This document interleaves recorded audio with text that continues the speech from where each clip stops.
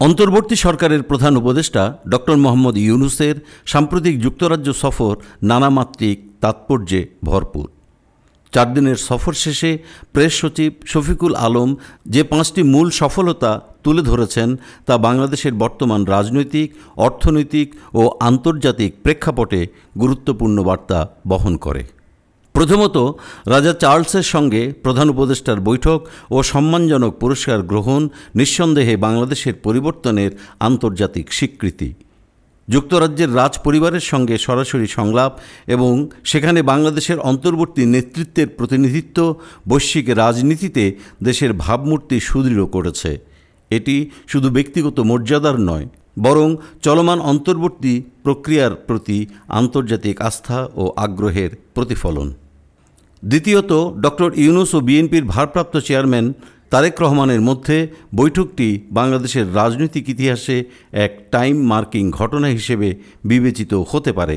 দীর্ঘদিন ধরে বিভক্ত রাজনৈতিক বলয়ে এই সংলাপ গণতন্ত্রের ভবিষ্যৎ পথরেখা নির্ধারণে সহায়ক হতে পারে। একে কেবল রাজনৈতিক নাটকীয়তা হিসেবে না দেখে সম্ভাব্য সমঝোতার সূচনা হিসেবে দেখতে হবে। তৃতীয় গুরুত্বপূর্ণ অর্জন হল যুক্তরাজ্যের ন্যাশনাল ক্রাইম এজেন্সির হাতে 170 মিলিয়ন পাউন্ডের সম্পদ জব্দ। যদিও এই অভিযোগ এখনও তদন্তাধীন, তবু এটি দুর্নীতির বিরুদ্ধে আন্তর্জাতিক অঙ্গনে বাংলাদেশের অবস্থান দৃঢ় করার ক্ষেত্রে এক নজিরবিহীন পদক্ষেপ।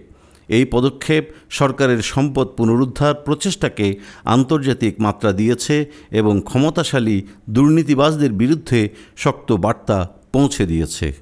চতুর্থত, বাংলাদেশ ব্যাংক ও দুর্নীতি দমন কমিশনের উচ্চ পর্যায়ের বৈঠকগুলো একটি কাঠামোগত রূপরেখা তৈরির সম্ভাবনার ইঙ্গিত দেয়।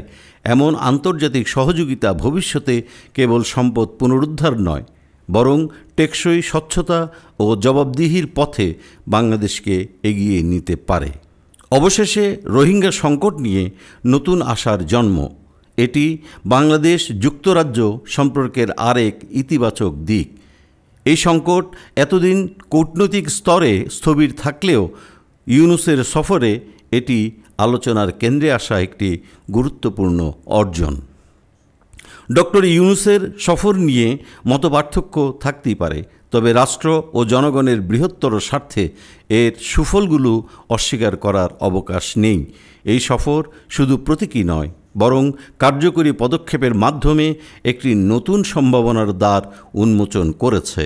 এখন চ্যালেঞ্জ হলো এই অর্জনগুলোকে দেশে বাস্তবায়নের মাধ্যমে দীর্ঘমেয়াদে জনগণের কাছে বিশ্বাসযোগ্যতা প্রতিষ্ঠা করা। নতুবা এই অর্জন কাগুজে সফলতার বাইরে কিছু হবে না।